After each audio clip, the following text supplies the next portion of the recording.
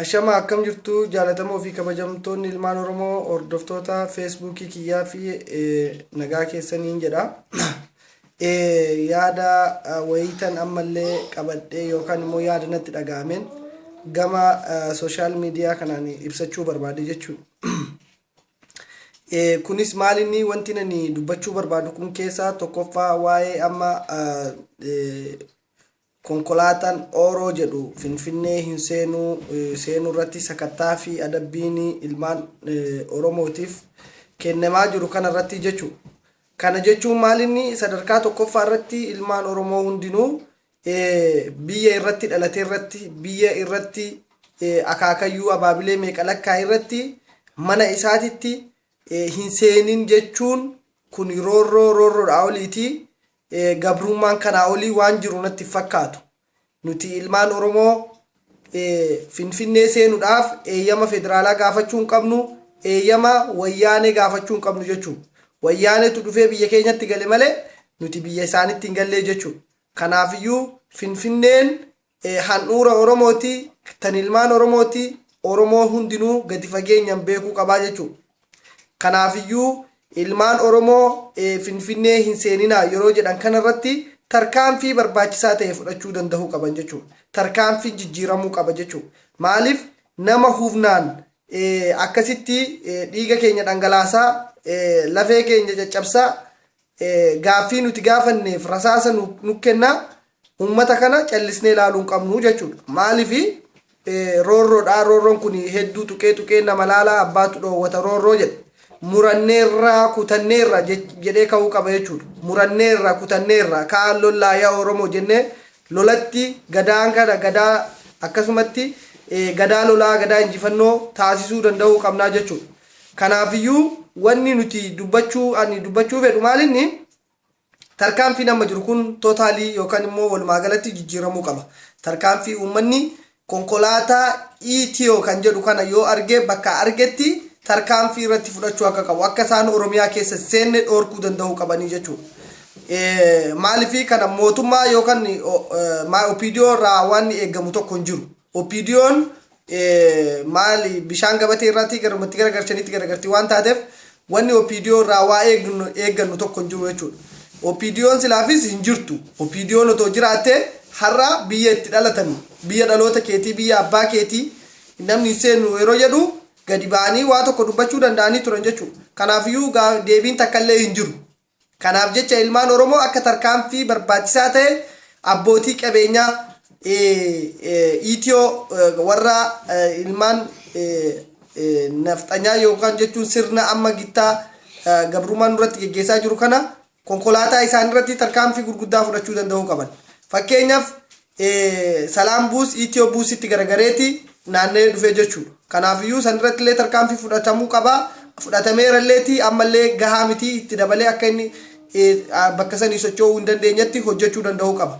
Lammata immoo ilmaan Oromoo dhumtuu Finfinnee keessatti biyya adda addaa irraa dhaqanii achi jiraatan biyya isaanii kana keessatti Finfinnee kana keessatti maaliif socho'uu akka dadhaban naagaluu dide. Maaliif wareegamni kaffalamaa jiru naannoo Finfinneeti Gujii irraa akkasumatti waan hedduu nama boonsisu wanni hojjetamaa jiru Harargee irraa, Arsii irraa, Baale irraa akkasumatti Wallagga irraa walumaa gala Walloo irraa ilmaan Oromoo yeroo inni itti ka'ee baroode kan irratti warri qarqara magaalaa Finfinnee keessa jiru namni 10 namni 20 gadi bahee eenyummaa isaatii dubbachuu maaliif akka dadhabe buraayyuun achitti dubbatu otoo sululta otoo achi jiru maali wanni warri sulultaa dhufanii akkasiin naqqabaniif maaliif waamicha hin godhanne maaliif isin kaatanii waan kanarratti falmiin kun maaliif Finfinnee keessatti akka hin geggeeffamne Oromoota Finfinnee keessa jiraataniif kun ammallee anaaf gaaffiidha jechuudha. Nuti halagaarraa waan eeggannu tumsa namaallee wanna takka wanni nuti koottaan wajjin lolaa wanni jennuun hin jiru biyya keenyaaf lolaa jirra namni nu faana ka'an jennee wanni nuti callisnee magaalaa guddoo handhuura teenya handhuura Oromoo eenyummaa Oromoo wanni nuti achi keessatti teenyee laallu callisnee oollee bullu takka hin jiru jechuu barbaadetanan. Kanaafiyyuu Oromoon Finfinnee keessa jirtan qeerroowwan Finfinnee keessatti argamtan yoo guyyaa dadhabdan halkan maaliif hojjechuu dadhabdan yoo halkan dadhabdan guyyaa maaliif hojjechuu akka dadhabdan naagalaan jiru. Kanaafuu kun Finfinnee irratti xiyyeeffannoon godhamuu qaba. Finfinnee keessatti jeequmsi yookaan immoo gaaffiin abbaa mirgaa gaaffiin abbaa biyyummaa biyya keenya irratti akkamitti seennee bahuu hin dandeenyu jettanii maaliif akka isin finciluu dadhabdan naaf hin galle qeerroo Finfinnee jiruuf dhaamsi kiyya kun hinna qaba jedhee yaadaa jechuudha. Itti aansee wanti nani dubbachuu barbaadu maalinni akkuma abbootiin qabeenyaa amma fakkeenyaa fi Hayilee Gabrasillaasee sulultarraa lafa hamma kana ga'u yeroo fudhatee jiru ilmaan Oromoo warri siigalee abbootiin lafaa sun warri abbaa lafaa sun lafa inni Hayilee Gabrasillaasee maal akka Oromoodhaa godhe uummata Oromooti akka godhe hin beekna hundumti keenyaa jechuu ka uummata Oromoo arrabsee fi ka uummata Oromoo irra ejjetee ka uummata Oromoo irratti guddatee har'a uummata Oromoo mataa keessa gadhaa jiru jechuudha. Kanaafiyyuu qabeenyi inni horellee kan uummata Oromooti. Wanni inni alaa bakka biraati biyya biraati fidee dhufe tokko hin jiru. Biyya keenya irratti horee qabeenyi sun kan ilmaan Oromooti. Ilmaan Oromoo waan san saamee fudhachuu danda'uu qaba. Abbootii qabeenyaa sirna nafxanyaa wanni sun lafti manni achirratti ijaarame sun mana ilmaan Oromooti. Abbaan lafaa sun achitti deebi'uu qabaa jechuudha. Kanaafiyyuu kanarratti tarkaanfii fudhachuu hin danda'uu qaba. Ammoo deebisee wanti ammallee walumaa gala naannoo Finfinnee kanaa fi namoonni akka Allaamuddin lafa isaan saamanii jiran kun bakka hundattis ilmaan Oromoo saamanii fudhachuu danda'uu qaban. Ilmaan Oromoo har'a hektaara meeqatu Arsii keessatti oomishama qamadii fi garbuun akkasumatti Baale keessatti ilmaan Oromoo achi yeroo beelaan Jibuutiin achi qarqara ollaasanii quuftee bultii jechuudha. Kanaafiyyuu wanti kun ilmaan Oromoo qabeenya keessa waan ta'eef achi teessanii beela'uun sinirra hin jiru. Qabeenya sassaamtanii nyaachuu qabdan. Ardii keessantu baase lafa keessantu baase waan ta'eef akka isin hin qotanne mootummaatu isinirraa saamee namaaf kenne waan ta'eef kana kan keessanii waan keessanirratti eeyyama namaa hin gaafatinaa jechuu barbaade tanan.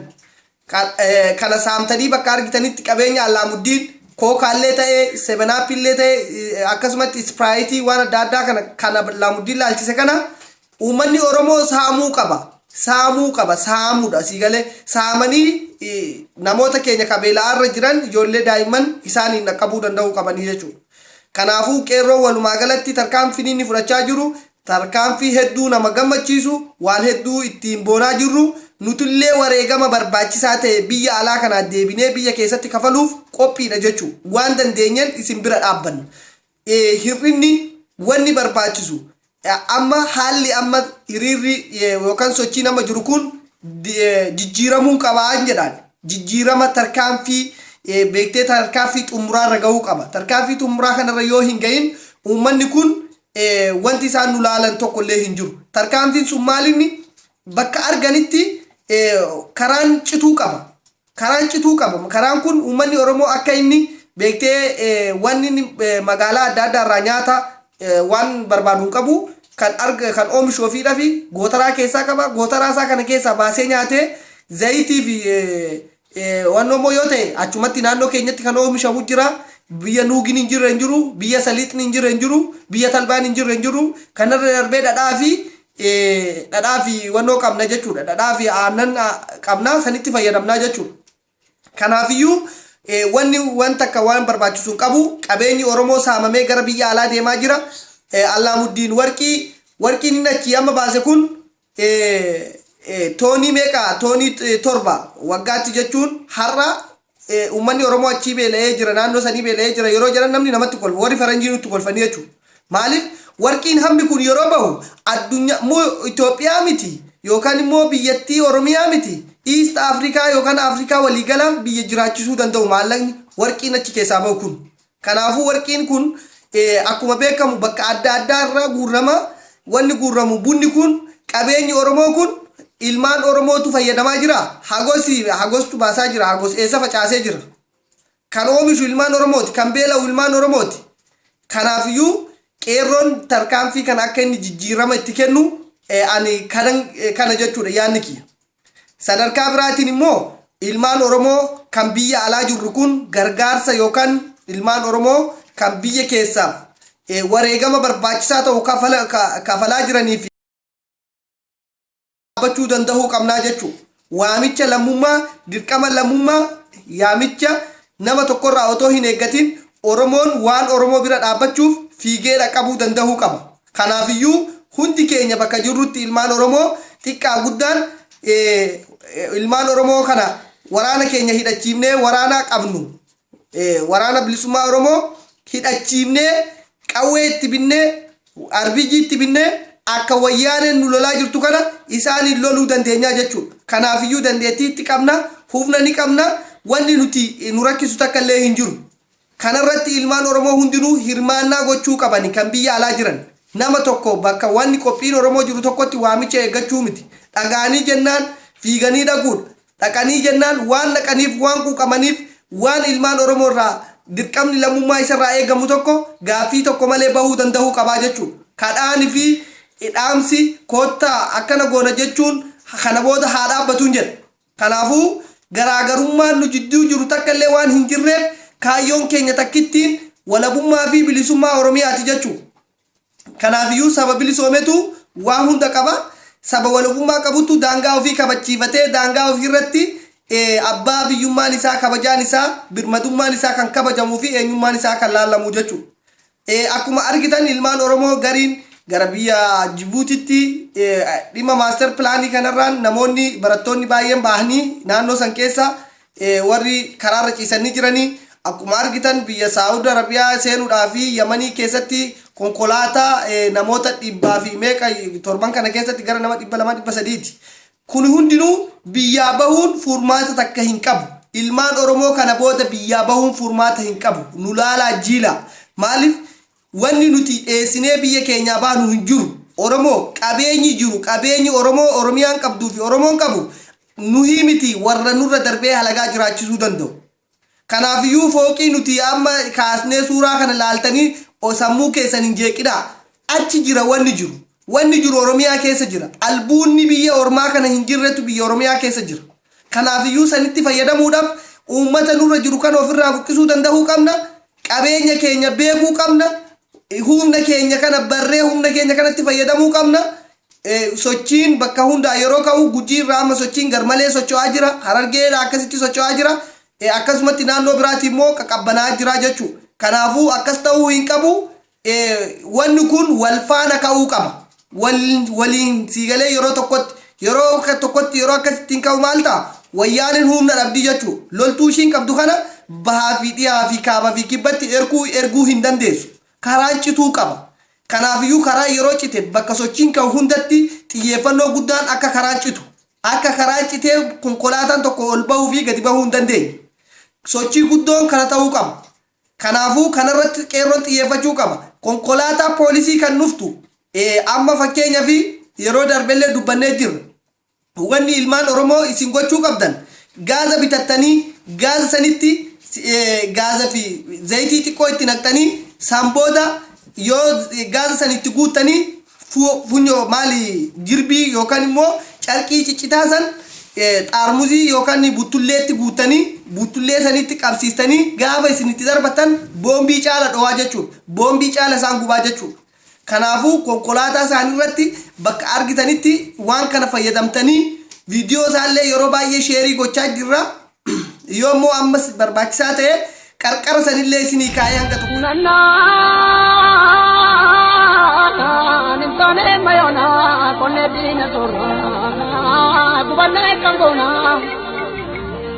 Ilammuma ofiitti walii gaaddisni wanuma kireetti yoomni lakki alagaan kennu. Lakki ajiruutoo lakki abiddeena lakki agaraatoo waluma godaannaa harkuma wal qabnaa harkuma wal yaamnaa afaanii wal taanaa bilisummaa kaafnaa bilisummaaf duuna. Ya Samina Bocha,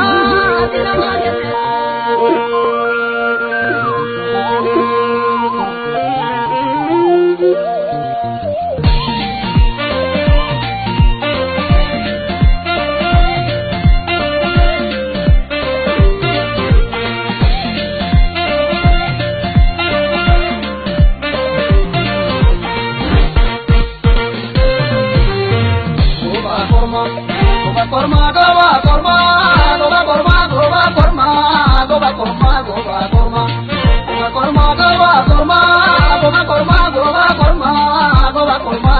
korma sila magodane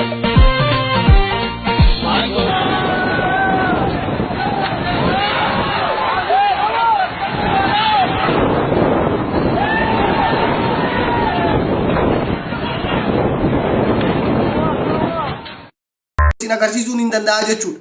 Kanaafiyyuu kana fayyadamuu tooftaa akkasii fayyadamuu danda'uu qabna. Lammanna sadaffaan mana hidhaa jirutti jeequmsi akka yookaan immoo hiriirri nagaa yeroo qophaa'u dhiifamna godha. Hiriirri nagaa yeroo qophaa'u wanni guddoon itti xiyyeeffatamu mana hidhaa ilmaan Oromoo keessatti dararamaa jiran. Dubartiin Oromoo harka duubatti hidhanii qoma isii lafatti qaqqabanii akkasitti tiroorisan kana cabsuu danda'uu qaba. Hiriirri bahamu kun hiriirri bahee lubbuun namaa bahee akkanumatti galuun hin ta'u. Kuni haa dhaabbatu. Kanaafiyyuu jijjiirama agarsiisuu danda'uu qabna.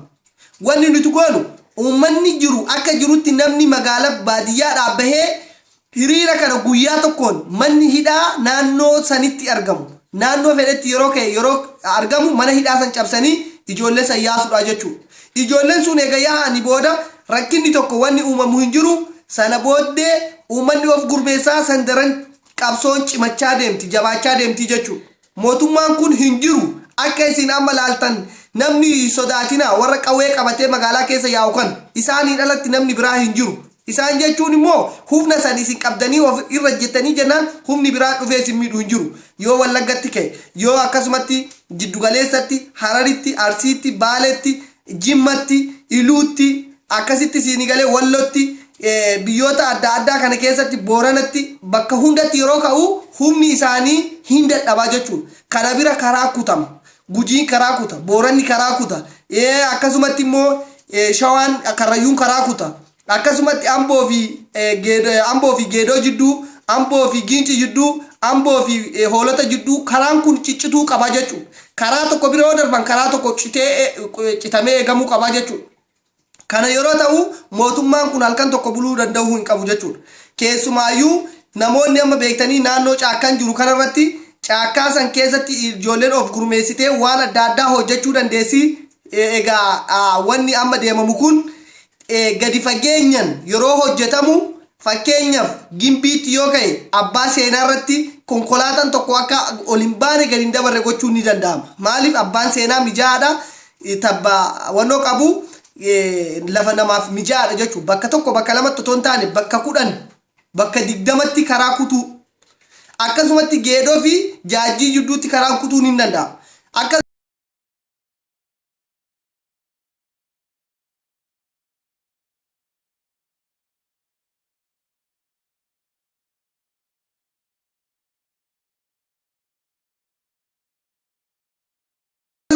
Sochii kanarratti of qopheessanii akka haaratitti xumura dhumaa kan guyyaa maahii mootummaa yaa masaraa mootummaa kana diiganii qabsoon keenya galma gahusan kana gochuu qabnaa jechuudha. Hunda keenyarraa eegama. Kanammoo kara biraatiin immoo waan kanarratti waliin qeerroon walii galteedhaan gama hundaan akka waan kanarratti hojjetee waan kana mirkaneessuun isaan gaafadhaa jechuudha.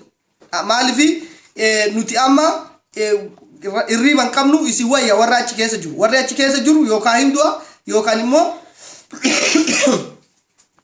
immoo hin ajjeesaa jechuudha. Nuti garuu warri fagoo jirru warri isinirraa fagoo jirru yaanni keenya hirriban nu kennaan jiru. Halkanii guyyaa dhiiga keessan laallee akka horiin wannoo jedhu sanitti halkanii guyyaa hirriba dhabnee waa'ee keessaniif cinqamaa jirraa jechuudha. Kanaafuu kana hubadhaadha isin bira jirraa isin waliin jirraa yaanni kiyya kun egaa ani akka waanatti dhagahame akka nama tokkotti kennadhee yoo ta'eef gara fuulduraatti oofuudha namoonni dhimmi kun ilaalu waan kanarratti dhaggeeffatee hubatee yaanni kiyya kun hammeenya fi gaarummaan inni qabu madaalee gara fuulduraatti ittiin yoo deemne baay'ee natti tolaa jechuudha. Kanaafiyyuu sochiin amma jiru kun sochii hedduu gammachiisaadha. Kana dhiigni ilmaan Oromoo dhangala'ee akka hin hafne kanan dhaamsa guddaan kiyya yoo nuti kana injifatamne rakkoo guddaan akka nurra ga'u siigalee nutillee isinillee rakkinni guddaan nu jidduu gahaa jechuudha. Kanaafuu Oromiyaan citte jechuun nuti isin achumatti adda cittanii nutillee dhufnee isin laaluu hin dandeenyu, ijoolleen teenya maatii keenya laaluu hin dandeessu. Kanaafuu faffacaanee hamnaa jechuudha. Kanaaf jecha hundi keenya ofiif dhaabbannaa wareegama barbaachisaa ta'e kafaluudhaaf qophaa'uu of qopheessuu. Kanarratti hundi keenya wareegama mataa waadaa mataa isaa danda'e ofii seenuu danda'uun dirqama lammummaati. Oromoon bahaa fi dhihaa kaabaa fi kibbaa sa'aatii tokko halkan tokkoon qindeeffatee mootummaa kana jigsuu qaba. Kanan jedhaa OPDO'n akka hin jirre OPDO wanni takka wanni nuti irraa haasa'uu dandeenyu hin jirru. OPDO wanni takka ilmaan Oromootiif bu'aa takka buusuu waan hin dandeenye hundi keenya argitanii jirtan jechuudha. Abbaan duulafaa gadi ba'anii lallabanii turanii eenyu namoota adda addaa fidanii turan namoonni sun har'a hin jiranii jechuudha. Dhokatanii jiran eessa dhaqan? Gariin hin dhukkubsate jedhanii jiranii, gariin immoo hin hidhamanii, gariin immoo bakka buuteen isaanii akka isaan hin dubbanne akka isaan waa tokko hin jenne callisanii jiranii jechuudha. Hin usiisan yookaan afaan qabanii afaan isaanii pilaastariitti loggomanii jiran jechuudha. Kanaafuu wayyaaneen amma OPDO haaraa ijaaruu miti yoo yeroo 100 lafaa kaatee ijaarte akka Abbaay Tsahayyee warri kun jedhe ijoolleedha jedhe nutu barsiisee jedhe nutu barsiisee nutu waan hunda qajeelfama kenneefi kanaafiyyuu waan takka hin beekanii barnoota nuti kennineef san garuu fuudhanii fuulduratti deemanii waan jedhee namoota kana hedduu xiqqeessee akka isaan beekumsa hin qabne ilmaan Oromoo akka of hoogganuu hin dandeenye akka isaan irraa malee sammuu hin qabne warra OPDO'tti himee jira. OPDO'n garuu kana ofirratti beekuu yookaan dhageessee sodaatanii haa callisanii yookaan immoo otoo hin dhagahin haa callisanii ani hin beeku. Kanaafiyyuu kanan jechuu barbaada. Egaa qabsoon keenya daran itti cimuu qaba, daran finiinuu qaba. Injifannoon kan ilmaan Oromooti. Himmoonaa gadaan gadaa bilisummaati. Har'a keessumaa'uu guyyaan abbootiin gadaa itti waliif kennan galatoomadha. Injifannoon kan ilmaan Oromooti. Sheerii akka naa gootan ilmaan Oromoo biyya keessa jiraniif jechuudha. Horaa bulaa.